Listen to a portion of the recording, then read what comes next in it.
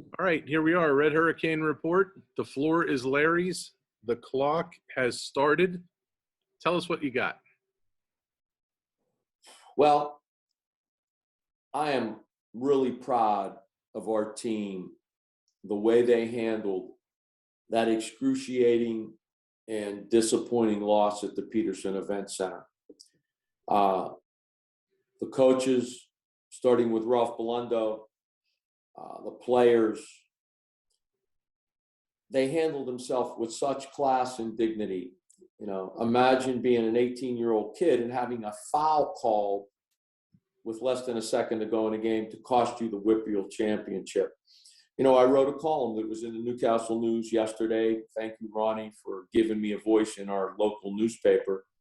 You know, and I credit Ralph Bellando and his leadership with setting the standard, establishing the standard by which we expect our players to behave in situations like that.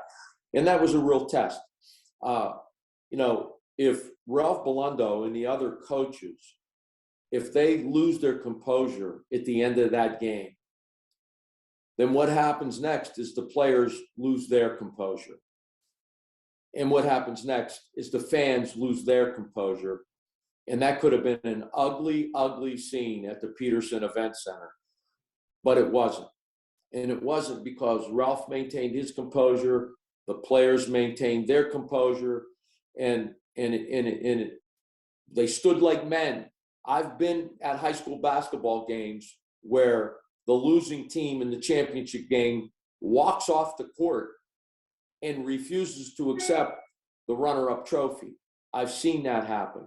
I've also seen where the runner-up team takes off their medal and throws it on the ground after receiving it from their coach.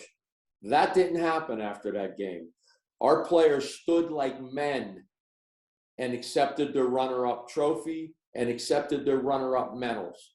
They stood like men. And Michael Wells, one of the team captains, went right down the line, shaking all of the players' hands, congratulating them on a great game, because it was a great game. And their comments after the game made me proud to be a Red Hurricane. Michael Wells was asked specifically about the last call. Now, you're asking an 18-year-old kid in a highly emotional situation about a call that, at least from the Newcastle viewpoint, was not the correct call and cost his team the game. And here's what he had to say. I put myself in the best position to stop Rodney Gallagher. I thought I guarded him good, but what happened, happened. He knocked down the free throws and they won. You know, that's the response of a young man who has great parents and who has been coached up and mentored by whom I believe to be a great coach, Ralph Bellando.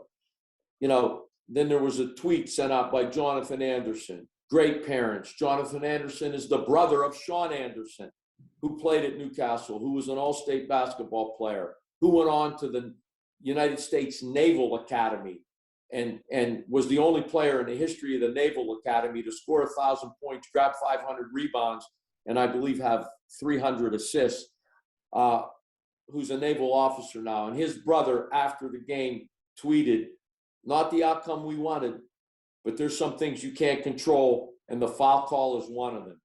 Losing is part of the game. There'd be no winning without losing. They come hand in hand. Regardless, I'm proud to say I was part of that amazing experience with my guys. It's hard to believe these kids are just 17 and 18 years old. They are mature beyond their years. And, you know, Jonathan Anderson and Mike Wells played fabulous games.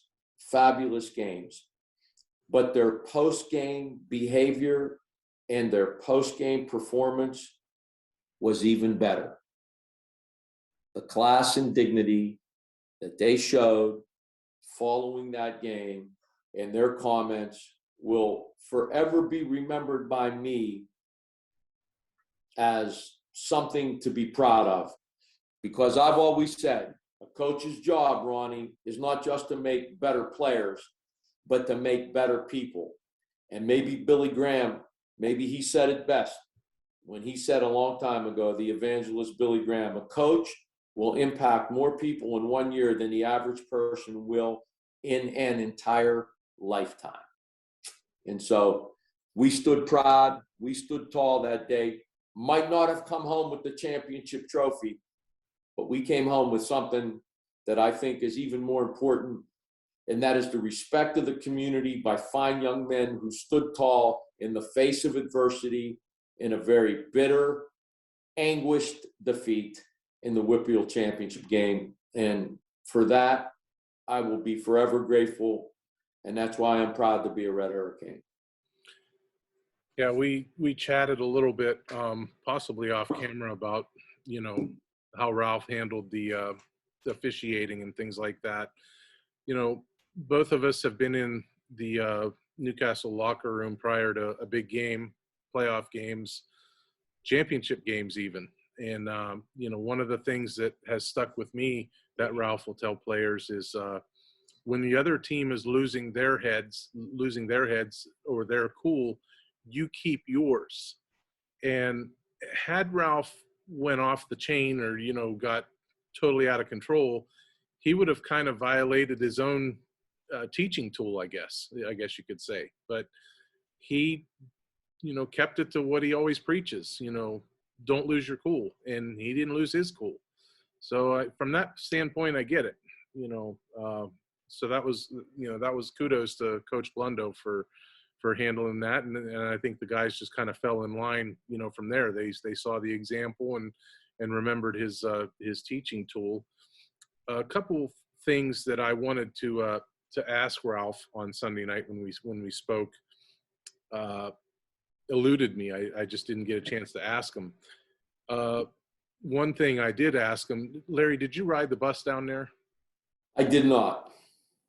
Nobody rode the bus down there, because I would love to have known. That bus ride had to feel like a 3-hour bus ride home. It just had to have. Listen, Ronnie, I mean, I was on the bus, obviously, after the Shenango Wildcats lost the state championship game. And for that moment, the bus is eerily quiet. Nobody's talking. There's no discussion. But that only lasts a short while, because at the end of the day, it's the journey that you always remember when you're a young man. It's really not the final destination. It's not the final result that you may talk about 10 or 20 years from now. You'll talk about the journey it took to get there, and the games and the bus rides before that, and what happened in practice. That's something that you will remember your entire life.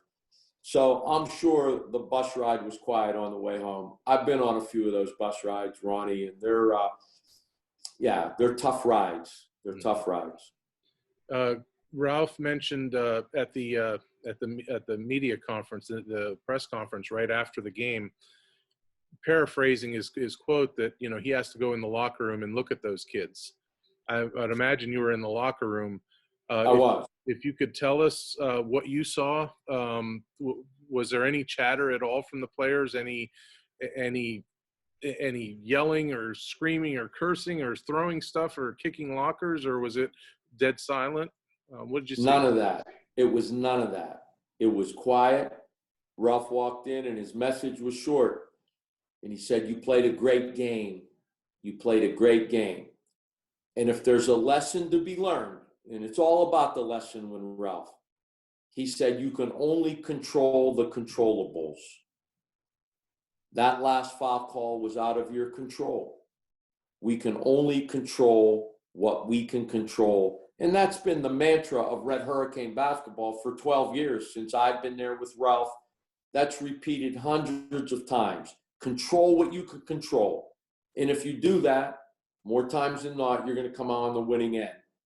But things that are out of your control, they're out of your control. And that was his message. And that message was parroted by so many people, including his daughter. In my column, I referenced his daughter, Anna Belundo, who in her tweet basically talked about, she's proud to be the daughter of this head coach, and you can only control what you can control. And that's true in basketball. That's true in sports. It's true in life, Ronnie. There are certain things that are out of your control. But if you do your job and every day you focus on those things that you can control, you're going to win games. In life, you're going to be a success. And, good things are going to happen for you. Because I did not see the regulation, I heard there were two critical missed front ends of a 1-and-1 by Newcastle down the stretch. Was Newcastle nursing a lead? Was it tied? Because I'm trying to understand. I get the whole mantra of control the controllables, and to me, make your free throws. First overtime never happens. Second overtime never happens. Referee can't make a bad call if you make your free throws. So I'm trying to understand, as you mentioned, control the controllables. Make your free throws. But again, you have to tell me what the situation was. Was it tied? Well, the first time we went to the line with a 2-point lead, and we missed the front end of a 1-on-1. The next time down, the game was tied, and we missed the front end of a 1-on-1. But controlling the controllables is normally mental mistakes, mental errors. It's not missing foul shots. Those are physical mistakes, physical errors. Nobody wants to miss a foul shot. I've had coaches in my whole life tell me, look, you can make physical errors. You can miss foul shots. That's okay. But don't make mental mistakes. Don't make mental errors. Those are controllable things, the mental mistakes, the mental errors, the lack of focus. Those are the things that Coach Balondo is talking about. Missing a foul shot, hey, better and bigger players than high school players have missed big foul shots in big games. That's a physical mistake. Sometimes you make them, sometimes you don't. But those aren't the type of mental errors or lack of focus that Coach Balondo is talking about when he says control the controllables. Mm-hmm.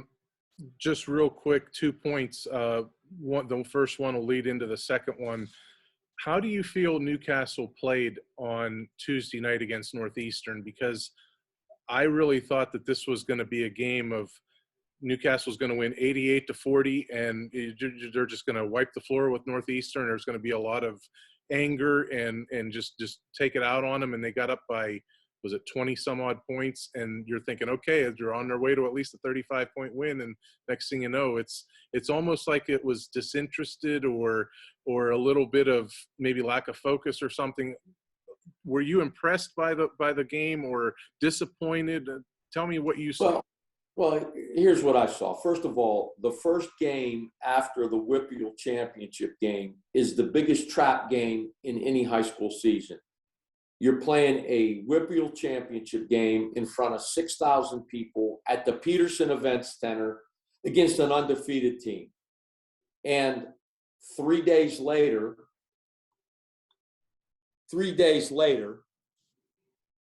you're playing in a high school gym against a team that is like the 4th seed in their own conference. Mm-hmm. And so it's a big trap game. And so as a result of that, there was a little lack of focus. It wasn't our best game. We didn't shoot the ball really well that night. We didn't rebound the ball really well that night. And quite frankly, we didn't defend really well that night. We got up to a 22-point lead, and then thereafter kind of lost a little focus. So that's what happened. But in playoff basketball, it is survive and advance. Survive and advance. So and the other point that I was going to make that's tied to that is, simply put, if Newcastle sees Laurel Highlands down the road, these are 2 pennies, Larry. It's 2 cents. My 2 cents, which isn't much worth more than the coins that those are on. I'm taking Newcastle, and I would lay whatever point spread. I would imagine Newcastle will probably be the underdog because they weren't the champion. I don't see any way in hell that Laurel Highlands repeats that victory against Newcastle. If I could find a bookie, I would take Newcastle. I'd take a money line, and I would be as comfortable as I was going up to the window for the Super Bowl, betting about $700 on the Super Bowl. That's about as comfortable as I would be with taking Newcastle. Again, 2 cents worth. Well, Laurel Highlands is a great basketball team, and those are two evenly matched teams. They really are. I think the advantage that we have is we have them on film. We have them on film against our guys. I think that Coach Belundo and his staff will make some adjustments that will make the difference. And so I agree with you. I do agree with you. I think the next time around, if we get there and we beat and we get a chance to play them in a Western final, that we're going to beat them. I do. Because I do believe, having played them once and now having it on film and having our players watch some of the things that they did and what we did in response will be the difference maker. All right. Okay. When I became an attorney, I chose to stay here because my friends and neighbors needed a lawyer they can count on. I believe that if you're hurt on the job, you shouldn't have to go it alone, especially if your employer or the insurance company tries to bully you. You can count on me to get you the workers' compensation benefits that you deserve. Even if it gets rough, I'm not going anywhere. I'll stand my ground right here where I've always been. I'm Larry Kelly, and I'm a Newcastle guy.